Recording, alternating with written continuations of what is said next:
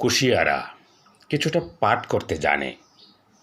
নিরন্ন ভবিষ্যতের উল্কে আঁকা কিছু মুখ, হাফিজউদ্দিন, বদরউদ্দিন, মনিরউদ্দিন, আলকাস মিয়া, পাঞ্জু মিয়া, বাউল গেদা মিয়া। আগে আসতো স্নানে, শুক্রাণু ধুতে। এখন তারা কোথায় চলে গেছে? বামে গ্রীষ্ম, ডানে মহরম মাস। একা একা কই যাও গো বাতাস? বাতাস না শুনে শ্মশানের গল্প, না শুনে প্রেত। শ্মশানে মরার হাটে, কবরে জাগে ইমানদার। ভাঙা হাটে, আজমেরি চরবাজারে জোর হতো তারা। মানুষের ফেলে যাওয়া দীর্ঘশ্বাস কতটা পরমায়ু পায় এমন জানতে বাতাস যায় সব কেড়ে করে। নতুন গ্রামে যায় উর্মিলার ঘরে। নতুন চড়ে গুঁড়ো গুঁড়ো হয়ে ভেঙে পড়ে সে।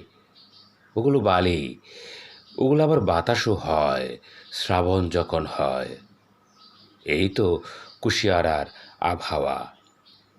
কত দূর গেলে এই নদীর লঞ্চের তলানিতে ফুটো হয়ে ঢুকে, কত দূর সারাঙ্গের আর্তনাদ রোদে পড়ে। খালাসিদের এক বাও মেলে না, দুই বাও মেলে। যেখানে শ্রী শ্রী বিশ্বজিৎ বিদ্যা বিলায় কালীবাবুর তীর্থস্থানে।